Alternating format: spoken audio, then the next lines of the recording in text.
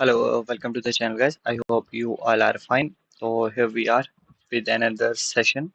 So, today's session will be about uh, चलो session के बारे में बात करने से पहले मैं आप सबको बता दूं कि आप द एग्ज़ाम काउंसलर का जो टेलीग्राम चैनल है उसको ज्वाइन कर लें और डिस्क्रिप्शन में लिंक मिल जाएगा आपको एप्लीकेशन का, तो आप हमारा एप्लीकेशन भी डाउनलोड कर लें ताकि आपको जितना भी स्टडी मटेरियल इंपॉर्टेंट होता है वो फ्री ऑफ कॉस्ट आपको अवेलेबल हो जाए। तो ये वाली पीडीएफ भी आपको टेलीग्राम से मिल जाएगी। आपने क्या करना है, सिंपली डिस्क्रिप्शन बॉक्स में लिंक से टेलीग्राम ज्वाइन कर लेना है, तो आपको पीडीएफ वहाँ से मिल जाएगा। अगर आप चैनल पे नए हैं तो चैनल सब्सक्राइब करें। तो अभी हम सुपरवाइजर का जो कोर्स है वो वाला कर रहे हैं। तो अभी हम आज का जो हमारा टॉपिक रहने वाला है वो हमारा रहने वाला है पॉपुलेशन एक्सप्लोजन, और साथ में ही हम ग्लोबल वार्मिंग और क्लाइमेट चेंज के बारे में बात करेंगे। ठीक है, हम इन्हीं पे बेस्ड पहले अंडरस्टैंड करेंगे कि ये क्या होते हैं। देन आफ्टर दैट हम कुछ एमसीक्यूज जो है वो डिस्कस करने वाले हैं। चलो, सबसे पहले हम देखते हैं पॉपुलेशन एक्सप्लोजन किसको बोलते हैं। Have you ever heard the word explosion? Explode करना। तो एक्सप्लोजन होता है क्या है कि जब एक्सपेंड करती है कोई चीजें, मतलब एक्सप्लोड होती है। ऐसे एक चीज होती है, इसको बोलते हैं ग्रेनेड बोलते हैं या बॉम्ब बोलते हैं। छोटा सा होता है, ठीक है, लेकिन जब वो एक्सप्लोड करता है तो पूरी मतलब एक्सपेंड कर जाता है, बहुत बड़ा दिखता है उस टाइम पे। तो उसी से यहाँ से बना है एक्सप्लोजन। एक्सप्लोजन मतलब कि एक गांव में हम गए, एक गांव में 10 लोग रह रहे थे, ठीक है, 10 लोग रह रहे थे। फिर हम नेक्स्ट ईयर जब गए, उन 10 लोगों से जब 100 लोग बन गए ना, तो उसको बोलेंगे एक्सप्लोजन। पॉपुलेशन एक्सप्लोड हो गई है वहां पे। 10 लोगों से 100 लोगों को हम एक्सप्लोजन कह सकते हैं। 10 लोगों से 15 लोग हुए, 20 लोग हुए, तो एक्सप्लोजन नहीं कहलाएगा। ठीक है, यहाँ पे एक्सप्लोजन यानी कि बहुत ज्यादा पॉपुलेशन बढ़ जाना। तो अभी हम थोड़ा सा पढ़ने की कोशिश करेंगे, समझने की कोशिश करेंगे कि पॉपुलेशन एक्सप्लोजन है क्या। As I have already told you that जो सुपरवाइजर का एग्जाम है उसमें आपको जो है अंडरस्टैंडिंग वाले क्वेश्चन ज्यादा आएंगे, स्टेटमेंट बेस्ड क्वेश्चन आएंगे। देखो, एक टॉपिक है पॉपुलेशन एक्सप्लोजन, मैंने आपको बता दिया कि जहाँ पॉपुलेशन अचानक से इंक्रीज हो जाए उसको पॉपुलेशन एक्सप्लोजन बोलेंगे। इसमें क्या फैक्ट है? कोई फैक्ट नहीं है इसमें, कोई इसमें एमसीक्यू बनने के चांसेस नहीं है। बट द थिंग इज, अब उन्होंने सिलेबस में डाला है तो क्वेश्चन तो पूछेंगे। तो क्वेश्चन कैसे आएगा? क्वेश्चन स्टेटमेंट बेस्ड आएगा, क्वेश्चन अंडरस्टैंडिंग बेस्ड आएगा। आपने टॉपिक को समझना है, ठीक है, समझ के आपने इस चीज को अंडरस्टैंड करना है ताकि आप स्टेटमेंट बेस्ड क्वेश्चन जो है वहाँ पे अटेम्प्ट कर पाएं। तो अभी हम पॉपुलेशन एक्सप्लोजन को समझने की कोशिश करेंगे। देन अब फर्दर इस पे जितने भी एमसीक्यूज पॉसिबल है हम फिर वो एमसीक्यूज अटेम्प्ट करेंगे। अच्छा, ठीक है, यहाँ पे हम स्टार्ट करते हैं। तो population explosion refers to the rapid and unsustainable increase in the size of population. आप समझ रहे हो वहाँ पे वो बोल क्या रहा है? मतलब एक्सप्लोजन इज रैपिड, मतलब रैपिड मतलब बहुत ज्यादा रैपिड है, यानी कि खतरनाक रैपिड है। उसको अनसस्टेनेबल इंक्रीज मतलब खतरनाक सा increase in the size of population, यानी कि पॉपुलेशन का साइज रैपिडली बहुत ज्यादा इंक्रीज होना, उसको बोलते हैं population explosion. Often characterized by exponential growth, यानी कि अचानक से एक्सपोनेंशियल ग्रोथ हो जाए। It occurs when the birth rate, हाँ क्यों होता है? जब बर्थ रेट एक्सीड कर जाए, बर्थ रेट बढ़ जाए, किससे? डेथ रेट से। यानी कि 100 लोग रह रहे हैं किसी गांव में, उन 100 लोगों में से हर साल 10 लोग मर रहे हैं, 10 बच्चे पैदा हो रहे हैं। तो पॉपुलेशन तो स्टेबल है, स्टैग्नेट है, जैसी थी वैसी रहेगी। बट मान लो उस साल सिर्फ एक बंदा मरा, लेकिन 10 की जगह 20 बच्चे पैदा हो गए, तो कितना होगा इंक्रीज? 119 लोग हो जाएंगे अगले साल। फिर 119 साल अगले साल फिर से वही ट्रेंड रहेगा कि सिर्फ एक बंदा मरेगा और 20 बंदे पैदा होंगे। तो इमेजिन करो, 2 साल 3 साल के अंदर पॉपुलेशन डबल हो जाएगी। इसलिए कहते हैं कि बर्थ रेट जब एक्सीड हो जाए डेथ रेट से, यानी कि डेथ रेट बिल्कुल कम हो जाए और बर्थ रेट हाई हो जाए, तब पॉपुलेशन पॉपुलेशन एक्सप्लोजन होता है। Leading to a significant rise in population in a short period of time, यानी कि शॉर्ट पीरियड है, ये बहुत ही कम समय में क्या हो जाता है, पॉपुलेशन को एक खतरनाक तरीके से ओवर कर जाता है। फैक्टर्स, क्या फैक्टर्स हैं, क्यों होती है पॉपुलेशन एक्सप्लोजन? देखो इसमें क्या फैक्टर्स हैं। देखो, अचीवमेंट, हमारे पास अचीवमेंट हो गई किसमें? हेल्थ केयर में। हेल्थ केयर में क्यों अचीवमेंट हुई? हमारे पास सैनिटेशन में अचीवमेंट क्यों हुई? हमारे पास टेक्नोलॉजी में क्यों अचीवमेंट हुई? देखो, जब हमारे पास टेक्नोलॉजी और हेल्थ केयर में इंप्रूवमेंट होगी, यानी कि हमारे पास अच्छे अच्छे अस्पताल होंगे, हमारे पास अच्छे अच्छे हॉस्पिटल्स होंगे, अच्छी अच्छी मशीनें होंगी, हम लोगों को मरने ही नहीं देंगे। क्या करेंगे हम? लोगों को मरने नहीं देंगे। उससे क्या होगा कि लोगों का डेथ रेट जो है वो कम हो जाएगा। लोगों की जिनकी तबीयत खराब है वो दवाई खा के ठीक हो जाएंगे। लेकिन बर्थ कंट्रोल पे हम कोई बात ही नहीं करेंगे। हम लोगों से कहेंगे ही नहीं कि वो पॉपुलेशन ग्रोथ पे कम ध्यान दे, बर्थ रेट को थोड़ा कंट्रोल हम करेंगे नहीं, तो पॉपुलेशन एक्सप्लोजन जरूर होगा। क्यों होगा? क्योंकि डेथ रेट बिल्कुल कम हो जाएगा, हॉस्पिटल्स बनेंगे, टेक्नोलॉजी आएगी, छोटी से छोटी बड़ी से बड़ी बीमारी का इलाज हो जाएगा, लोग कम मरेंगे। तो जब लोगों की डेथ ही नहीं होगी लेकिन बर्थ रेट सेम रहेगा वैसे ही हाई, तो पॉपुलेशन तो बढ़ेगी, पॉपुलेशन एक्सप्लोजन होगा। ठीक है, which reduce the mortality rate. देखो अगर हेल्थ केयर और टेक्नोलॉजी होगी तो मोर्टेलिटी रेट क्या हो जाएगा? रिड्यूस हो जाएगा, यानी कि मरने वाला जो रेट है, जितने लोग मरते थे पहले, उससे कम हो जाएगी। ठीक है, coupled with persistently high fertility rate. और जब हाई फर्टिलिटी, यानी कि फर्टिलिटी कहते हैं बर्थ रेट को, जब बर्थ रेट जो है हाई रहेगा तो उससे क्या होगा? उससे होगा कि पॉपुलेशन एक्सप्लोजन हो जाएगी। इससे क्या होगा? ये चीजें क्या करेंगी? ये चीजें करेंगी हमारी इन्वायरमेंट को डिग्रेड। क्यों करेगी इन्वायरमेंट को डिग्रेड? जैसे कि मैंने एग्जांपल दी आपको, एक गांव में 100 लोग रहते हैं, ठीक है, उन 100 लोगों के लिए वो गांव सफिशिएंट है, वो वहीं से एग्रीकल्चर करके अपने आप को सस्टेन करते हैं। अच्छा, जितना भी वो खाना वगैरह है वो उसी गाँव की ज़मीन से ले लेते हैं।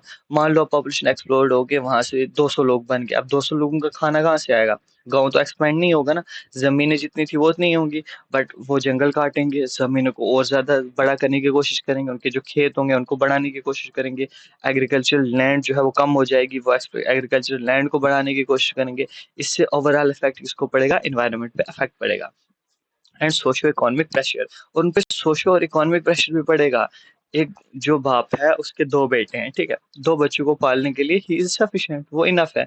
मान लो उसके 10 बच्चे हो गए, अब 10 बच्चों का खाना उसको खिलाना है, तो इकोनॉमिक प्रेशर तो पड़ेगा, सोशियो इकोनॉमिक प्रेशर तो पड़ेगा, सारी चीजों पे उनको कैसे रखा जाए, क्या किया जाए, उनके उनकी केयर कैसे हो, सारी चीजें, तो वो वाले फैक्टर्स भी अफेक्ट करेंगे उसको। ठीक है, सच एज फैमिली प्लानिंग, तो इसके लिए जो एक कुछ प्रोग्राम्स होते हैं, कुछ गवर्नमेंट नॉर्म्स होते हैं, इन चीज़ों से कैसे टैकल किया जाए, तो जिसमें आता है फैमिली प्लानिंग प्रोग्राम्स आते हैं कि फैमिली प्लानिंग हो, एंड उसके बाद sustainable development strategies to mitigate it adverse effect. तो फिर कुछ स्कीम्स आती हैं कि इसका जो इफेक्ट है उसको मिटिगेट किया जाए, उन्हें उससे डील किया जाए, ठीक है, ज़्यादा प्रॉब्लम ना हो लोगों को। तो आई होप यहाँ से आपको समझ आ गई होगी कि पॉपुलेशन एक्सप्लोजन क्या होता है। तो यहाँ से आपको दिख रहा होगा कि ये वर्ल्ड मैप है। अब आप पूछोगे वर्ल्ड मैप कैसे है? तो ऐसे ही वर्ल्ड मैप है, यहाँ पे इंडिया है, ठीक है, यहाँ पे पाकिस्तान है, यहाँ बांग्लादेश है, यहाँ चाइना है। ये पॉपुलेशन बताता है कि किस कंट्री की कितनी बड़ी पॉपुलेशन है। China number 1, India number 2, USA number 3, ठीक है, फिर उसके बाद इंडोनेशिया नंबर 4, ब्राजील नंबर 5, ठीक है। तो इसी तरीके से आप लोग इस चीज़ को, मैप को अंडरस्टैंड कर सकते हैं। चलो अब हम चलते हैं कुछ क्वेश्चंस पे। तो क्वेश्चंस करने के बाद आप का जो ये टॉपिक है वो इस पे अच्छा हो जाएगा। चलो question number 1, what is population explosion? मैंने आपसे अभी बात की कि पॉपुलेशन एक्सप्लोजन होता क्या है। ठीक है, चलो जी, इसका आंसर आई होप आपने दे लिया होगा वीडियो पॉज करके। पॉपुलेशन एक्सप्लोजन, आपने क्या करना है, अपने जो वीडियो है वो पॉज करनी है, आंसर देना है, फिर मेरा आंसर सुनना है, फिर आपने मैच करना है कि हाँ आपको कितना समझ आया। ठीक है, population explosion is a rapid and unsustainable growth in population. ठीक है, पॉपुलेशन एक्सप्लोजन क्या है? कि अचानक से जो है ग्रोथ हो जाए किसमें? पॉपुलेशन की। Question number 2, which are the following factor contributes to population explosion? इनमें से कौन सा फैक्टर है जो कंट्रीब्यूट करता है, जो वजह है पॉपुलेशन एक्सप्लोजन की, इनमें से? तो ऑप्शन डी 4 है आपके पास, तो इन चारों में आप हमें बता सकते हैं। क्वेश्चन नंबर 2 का आंसर दे दो। क्वेश्चन नंबर 2 का आंसर है हाई फर्टिलिटी रेट। क्या कि बर्थ रेट अगर हाई होगा तो वो भी इसमें कंट्रीब्यूट करेगा। लो मोर्टेलिटी रेट, यानी कि लोग कम मरेंगे, तो वो भी। और अर्बनाइजेशन तो बिल्कुल फैक्टर है। क्यों फैक्टर है? क्योंकि शहरों में जो है, शहरों की वजह से वहाँ की पॉपुलेशन जो अचानक से बढ़ जाती है। अर्बनाइजेशन क्यों? देखो, शहरों में ना बहुत लाइफ जो है बहुत अच्छी होती है, ठीक है, वहाँ पे जॉब्स होती हैं, वहाँ पे एजुकेशन अच्छी होती है, वहाँ हेल्थ अच्छी होती है, तो लोग क्या करते हैं? लोग माइग्रेट करते हैं। मैंने पहले ही कहा था कि पॉपुलेशन को अफेक्ट 3 चीज़ें करती है। एक बर्थ रेट करता है, एक डेथ रेट करता है, एक माइग्रेशन करता है। माइग्रेशन भी बहुत इंपॉर्टेंट होता है जब हम पॉपुलेशन पढ़ते हैं, क्योंकि एक जगह की पॉपुलेशन बढ़ रही है, घट रही है, उसमें 3 चीज़ें ज़रूर होंगी। एक, वहाँ के लोग कितने पैदा हो रहे हैं, कितने की डेथ हो रही है, और कितने माइग्रेट हो रहे हैं। अब देख लो, एक गाँव से एक साइड वाला गाँव जो श्रीनगर का है, वहाँ से लोग श्रीनगर आएँगे, तो पॉपुलेशन एक्सप्लोड कहाँ की होगी? श्रीनगर की होगी। ऐसा नहीं कि पॉपुलेशन सिर्फ़ जो है बर्थ और डेथ रेट से होती है, इससे भी होती है, क्या कहते हैं उसको, माइग्रेशन से भी होती है। तो श्रीनगर एक अच्छी प्लेस है, अगर हम गाँव से देखा जाए, तो क्या करते हैं लोग लोग वहाँ बहुत ज़्यादा आते हैं, जम्मू बहुत ज़्यादा आते हैं। तो इससे क्या होता है, वहाँ की पॉपुलेशन जो है तो वो एक्सप्लोड कर जाती है, ठीक है? इसलिए यहाँ पे हमारा ऑप्शन आंसर बनेगा ऑल ऑफ द अबव। ठीक है। Question number 3, what is the primary consequence of population explosion? इनमें से क्या कॉन्सिक्वेंस, मतलब क्या होगा अगर पॉपुलेशन एक्सप्लोजन हुआ तो सबसे पहले क्या चीजें होंगी? ठीक है। तो ऑप्शन नंबर बी हमारा आंसर रहने वाला है स्ट्रेन ऑन रिसोर्सेज, यानी कि जितने भी रिसोर्सेज होंगे यार उन पे ज्यादा इफेक्ट पड़ेगा, रिसोर्सेज पे इफेक्ट पड़ेगा। देखो, इंक्रीज इकोनॉमी ग्रोथ, यार इकोनॉमी ग्रोथ कैसे बढ़ेगी, लोग ज्यादा हो जाएंगे तो इकोनॉमी कैसे बढ़ेगी। डिक्रीज इन्वायरमेंट डिग्रेडेशन, यहाँ पे डिक्रीज इन्वायरमेंट डिग्रेड तो होगा लेकिन वो कम नहीं होगा। डिक्लाइन इन अनएम्प्लॉयमेंट रेट्स, कैसे अनएम्प्लॉयमेंट रेट डिक्लाइन होगा, लोग ज्यादा होंगे तो एम्प्लॉयमेंट भी ज्यादा होगी, डिक्लाइन थोड़ी होगी। तो जो रिसोर्सेज है उन पे ज्यादा इफेक्ट पड़ेगा। ठीक है। Question number 4, which region of the world has experienced the most significant population explosion in recent decades? अभी की जो recent decades हैं उनमें से इनमें से कौन से एरिया में पॉपुलेशन एक्सप्लोजन सबसे ज्यादा हुआ है? तो क्वेश्चन नंबर 4 जो है इसका आंसर जो रहने वाला है सब सहारा रीजन। ये जो अफ्रीका का रीजन है सब सहारा अफ्रीका, यहाँ पे जो है population explosion in recent decades जो है बहुत ज्यादा देखने को मिली है। तो question number 5, what is the doubling time of population? Doubling time of population क्या होता है? तो इसका हम आंसर देने की कोशिश करेंगे। The time it takes for population to decrease by half, क्या पॉपुलेशन को आधा होने को बोलते हैं doubling of population?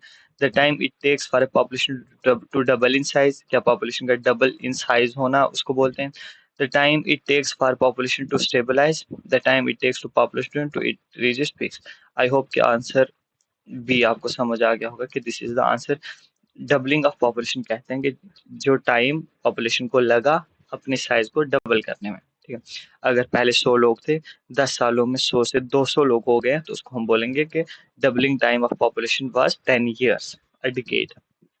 Which of the following is a consequence of population explosion in the on the environment? Which of the following is a consequence of population explosion on the environment? तो आप दे दो इसका answer, then हम करेंगे। तो deforestation is the answer. मैंने आपको already example दे दिया है कि मान लो एक गांव में वहां पे 100 लोग रहते हैं, अब पॉपुलेशन एक्सप्लोड होके वहां की जो पॉपुलेशन है वो 200 हो गई है। अब 200 लोगों के लिए खाना बनाना पड़ेगा, तो 200 लोगों के लिए खाना कहाँ से आएगा? तो जमीन तो उतनी है, तो लोग क्या करेंगे, लोग जंगल काटना स्टार्ट करेंगे, डिफॉरेस्टेशन करना स्टार्ट करेंगे ताकि उनका जो एग्रीकल्चरल लैंड है वो इंक्रीज हो। एग्रीकल्चरल लैंड इंक्रीज होगा तो उनके लिए खाना पैदा करने, एग्रीकल्चर से उनका खाना जो है सस्टेन हो जाएगा। ठीक है। तो ये आ गया क्वेश्चन नंबर 6। चलो अब हम नेक्स्ट चलते हैं क्वेश्चन नंबर 7 की तरफ। What is the role of family planning program in addressing population explosion? मतलब फैमिली प्लानिंग का क्या रोल है अगर हम पॉपुलेशन एक्सप्लोजन के बारे में बात करते हैं? तो क्वेश्चन नंबर 7 का आप आंसर दे दो, देन हम पढ़ेंगे। They provide access to contraceptives and reproductive health services. जो हमारा फैमिली प्लानिंग है वो स्कीम्स जो है वो क्या करती हैं इस मामले में? वो क्या करती हैं, वो कॉन्ट्रासेप्टिव्स प्रोवाइड करती हैं एंड रिप्रोडक्टिव हेल्थ सर्विसेज के बारे में जो है अवेयरनेस फैलाती हैं।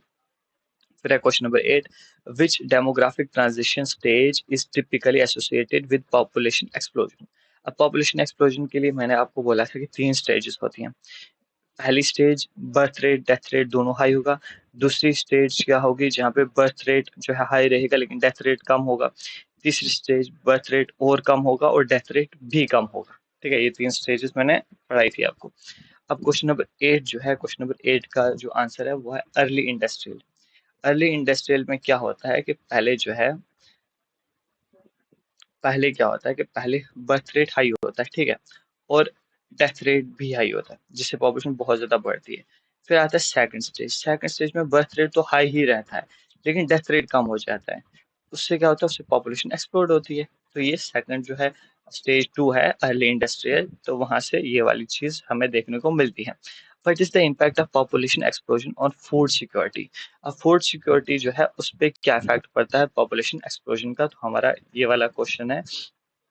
तो क्वेश्चन नंबर 9 का जो आंसर है इंक्रीज्ड कंपटीशन फॉर रिसोर्सेज। देखो रिसोर्सेज तो उतने ही है, ठीक है, एक गांव में 100 किलो अनाज होता था 100 लोगों के लिए, ठीक है, अब वहां की पॉपुलेशन 200 हो गई है तो अब 100 किलो अनाज ही उगेगा। तो अब उस 100 किलो अनाज को कितने लोग खाएंगे? 200 लोग खाएंगे, तो कंपटीशन इंक्रीज होगा। ठीक है, तो ये इम्पैक्ट होता है।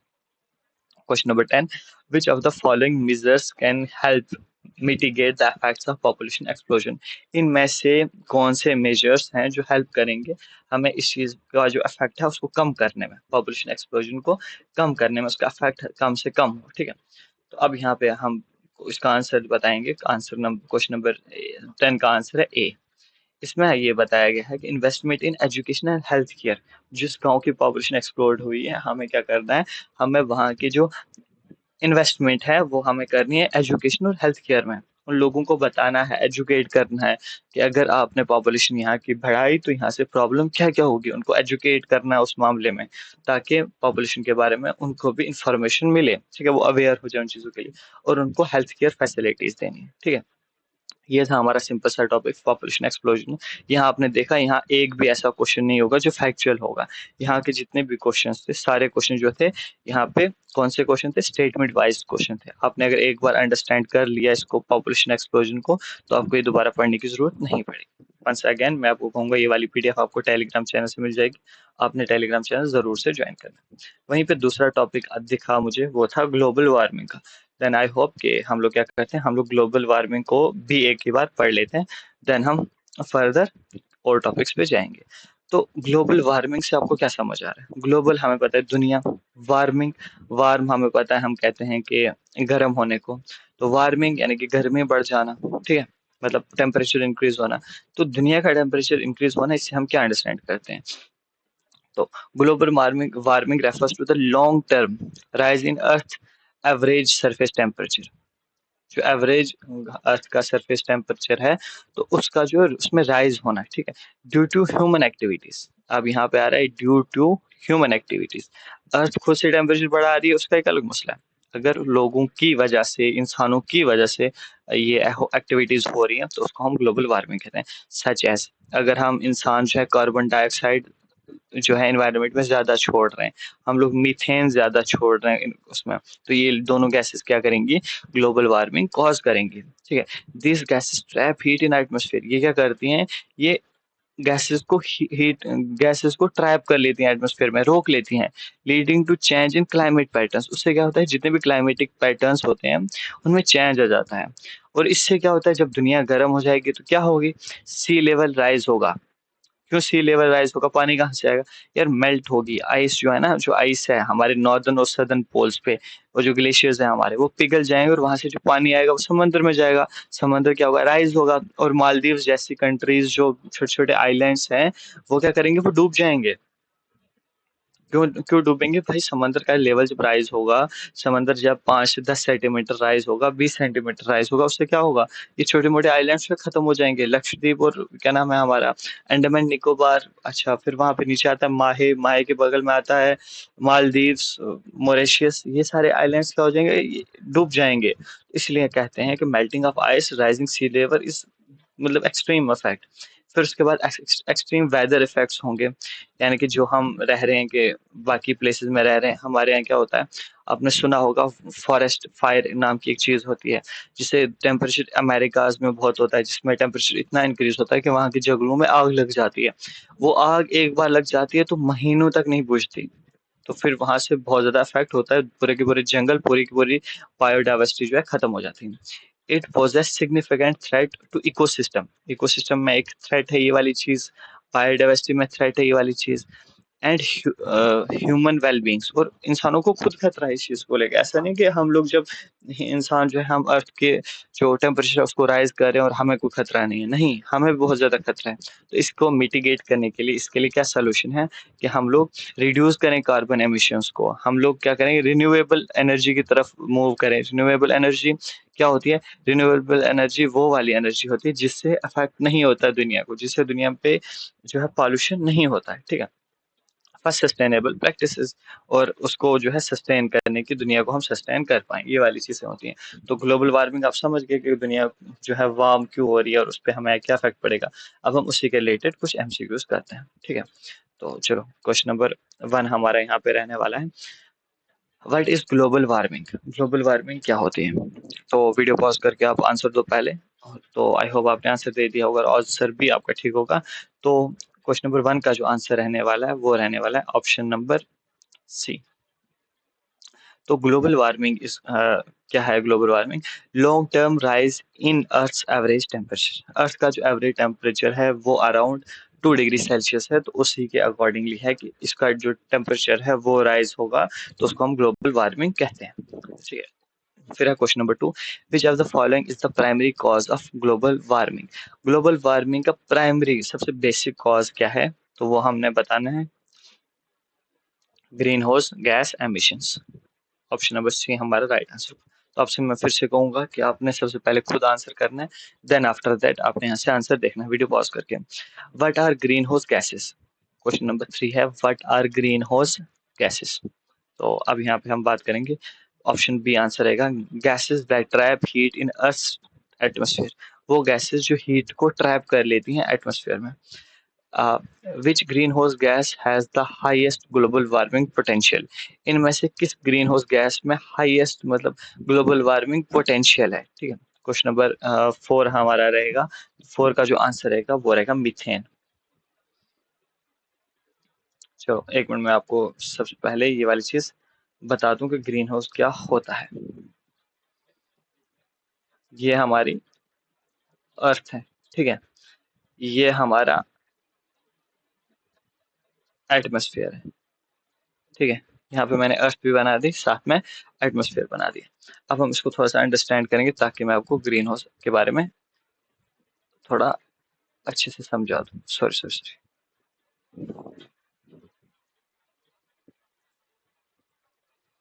हाँ, तो ये हमारी मैंने जो है अंदर का जो सर्कल है वो अर्थ है, और बाहर का जो सर्कल है उसको हम मान के चलते हैं कि बाहर का जो सर्कल है वो हमारा है एटमॉस्फेयर। क्या होता है कि जब सूरज जो है ना, सूरज सन से क्या आती है, रेज आती हैं, ऐसे आती है रेज, और वो क्या करती है, वो यहाँ से हीट को जो है मतलब दुनिया के सरफेस पे क्या, अर्थ की सरफेस पे क्या होता है, हीट आती है, ठीक है। अब अगर हम उसी के बारे में बात करें, अर्थ की सरफेस पे जब हीट आएगी तो just a second, just a second.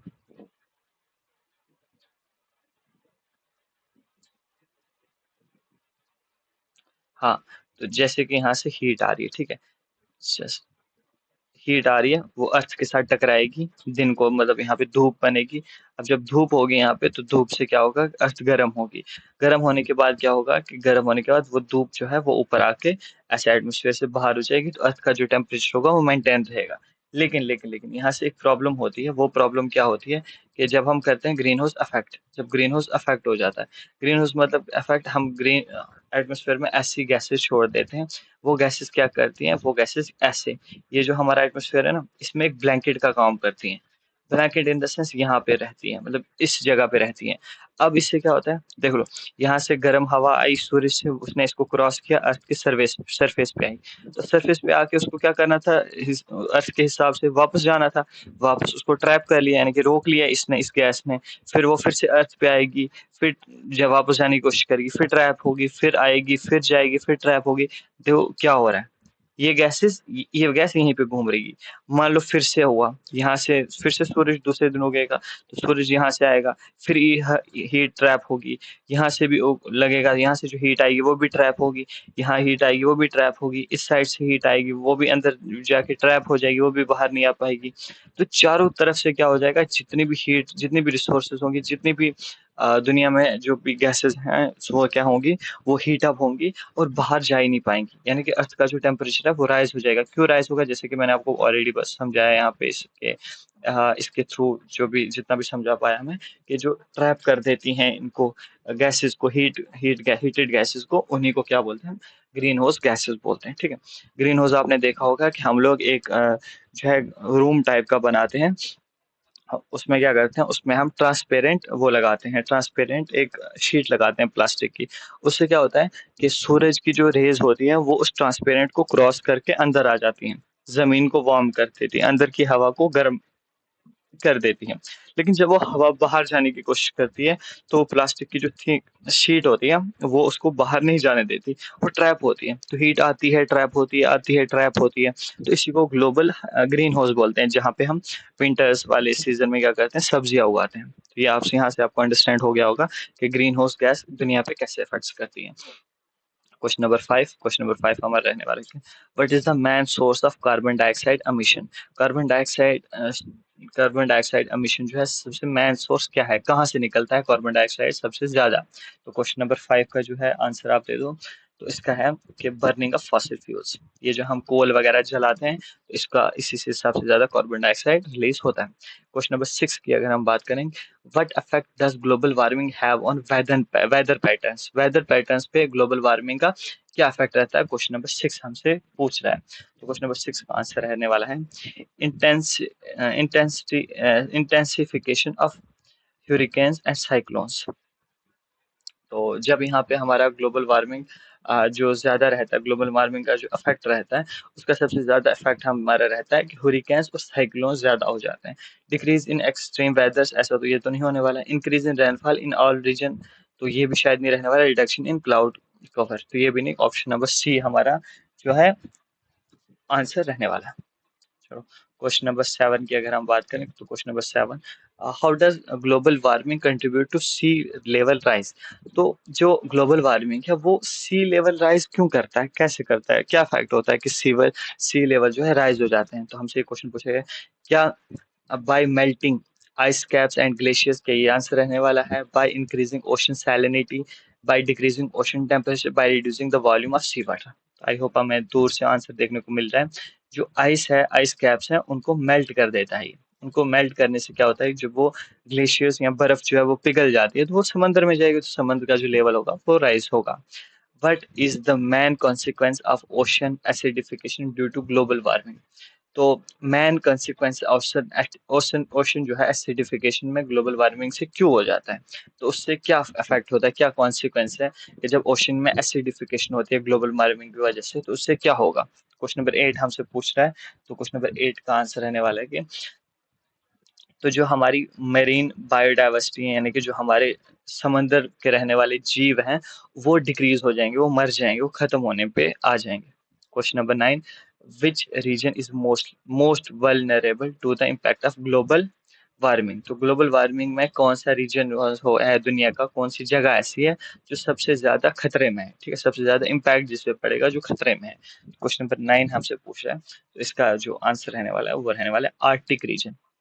तो अभी आपको, अब आपकी ये ड्यूटी है कि आप लोग मैप खोल के आर्टिक रीजन खुद देखें। What does global warming affect ecosystem, ठीक है, हाउ डज ग्लोबल वार्मिंग जो है, ग्लोबल वार्मिंग जो है इकोसिस्टम को कैसे अफेक्ट करती है, क्वेश्चन नंबर 10 हमसे पूछ रहा है। तो क्वेश्चन नंबर 10 का आप आंसर जो देंगे वो देंगे, by disturbing natural habitats and causing species extinction. क्या करता है ग्लोबल वार्मिंग, ये डिस्टर्ब करता है, यानी कि बिगाड़ देता है जो नेचुरल हैबिटेट्स होते हैं, जो नेचुरल तरीका होता है जानवरों के रहने का, और जो जानवर की स्पीशीज होती हैं उनको खत्म कर देता है, यानी कि जानवर ही खत्म कर देता है। What is the main driver of deforestation contribution to global warming. तो क्वेश्चन नंबर 11 का आप आंसर दीजिए। तो उसका है कि एग्रीकल्चर एक्सपेंशन एंड लॉगिंग। मैंने आपको क्या बोला था, जब ग्लोबल वार्मिंग होती है तो एग्रीकल्चर एक्सपेंशन और लॉजिंग की जो प्रॉब्लम है वो हमें फेस करनी पड़ती है। What is the role of intergovernmental panel और climate change IPCC in addressing global warming. यहाँ से आपको एक इंपॉर्टेंट क्वेश्चन मिल गया है जो कि एक बहुत बड़ी फुल फॉर्म है, ये क्वेश्चन एग्जामिनेशन में पूछी जा सकती है। Inter governmental panel on climate change IPCC का क्या रोल है ग्लोबल वार्मिंग को एड्रेस करने में। तो जो क्वेश्चन नंबर 12 है उसका आंसर क्या रहने वाला है, it conduct scientific research on climate change. Yes, it assess the impact of climate change. Yes, it developed policy recommendation for governments. Yes, it means the answer will be all of the above. ठीक है, अब हम climate change को भी, जो वहाँ पे दो टॉपिक्स दिए हैं, पॉपुलेशन सॉरी ग्लोबल वार्मिंग और क्लाइमेट चेंज, दोनों इंटरलिंक्ड जो हैं, सारे दोनों टॉपिक्स हैं। अब थोड़ा सा हम क्लाइमेट चेंज के बारे में भी देख लेते हैं। What is climate change, question number 1 is what is climate change. तो आप मुझे सबसे पहले इसका आंसर दो कि व्हाट इज क्लाइमेट चेंज। तो क्लाइमेट चेंज अगर हम देखें तो ऑप्शन बी हमारा आंसर रहने वाला है, long term change in earth climate system. Earth के क्लाइमेट सिस्टम में लॉन्ग टर्म चेंज को हम क्लाइमेट चेंज बोलते हैं। What is the primary cause of contemporary climate change. ठीक है, क्वेश्चन नंबर 2 का जो आंसर रहने वाला है वो रहने वाला है, human activities specially green house gas emissions. ठीक है, ये मेन कॉज है क्लाइमेट चेंज का। But which of the following is not a green house gas, इनमें से ग्रीन हाउस गैस कौन सी नहीं है? तो ये आपने बताना है क्वेश्चन नंबर 3 में। तो जो क्वेश्चन नंबर 3 का आंसर रहने वाला वो रहने वाला नाइट्रोजन जो है N2 इसका वो है, तो ये जो है ग्रीन हाउस गैस नहीं है। what effect does climate change have on sea levels? Sea level पे क्लाइमेट चेंज का क्या इफेक्ट रहने वाला है? क्वेश्चन नंबर 4 हमसे पूछ रहा है। आप सब लोग आंसर दे दीजिए, देन हम आगे बढ़ेंगे। तो ये क्या करेगा, ये इंक्रीज करेगा, इंक्रीज इन सी लेवल बढ़ा देगा climate change. How does climate change affect weather patterns? Weather pattern को जो है क्लाइमेट चेंज कैसे अफेक्ट करता है? क्वेश्चन नंबर 5 हमसे पूछता है। It intensifies extreme weather such as hurricanes and heat waves. मैंने जैसे आपको बोला कि एक्सट्रीम जो वेदर इवेंट्स हैं वो होंगे, हरिकेन, साइक्लोन, हीट वेव्स, ये सब होगा यहाँ पे। ठीक है, चलो जी, क्वेश्चन नंबर आगे चलते हैं। What is the main consequence of melting ice cap and glaciers due to climate change?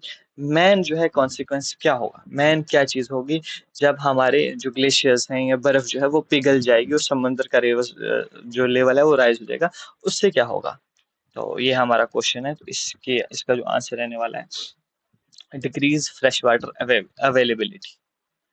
क्या हो जाएगा, देखो अभी जब हम दुनिया में पानी सेव वाटर करते हैं, सेव वाटर इसलिए करते हैं, देखो समंदर 70% है, दुनिया 29% है। ठीक है, इतना पानी होने के बावजूद हम लोग क्यों बोलते हैं कि save water, save water, save water?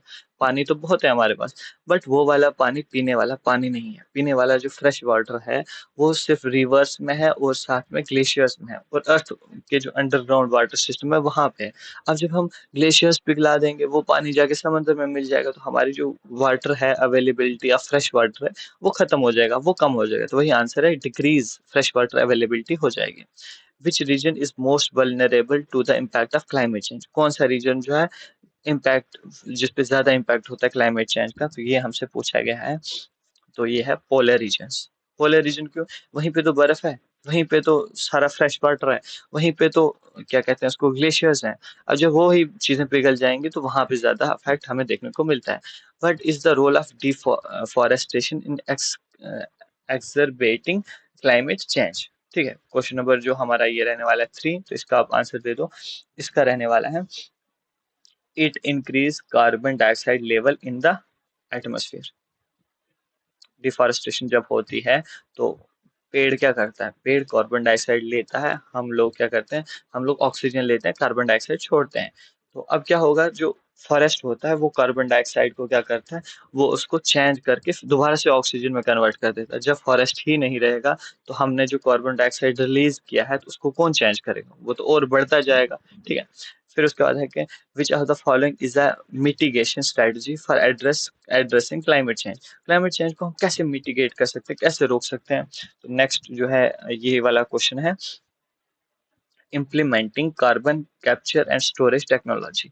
जब हम जैसे कि हम सब लोग कार्बन डाइऑक्साइड जो है रिलीज करते हैं, उनको कौन ठीक करेगा, उसको फॉरेस्ट ठीक करते हैं, लेकिन हम फॉरेस्ट तो काट दिया। अब हमारे पास ये स्ट्रेटजी है कि जो हम कार्बन डाइऑक्साइड रिलीज करते हैं उसको स्टोर किया जाए, उसको कैप्चर करके कहीं रखा जाए।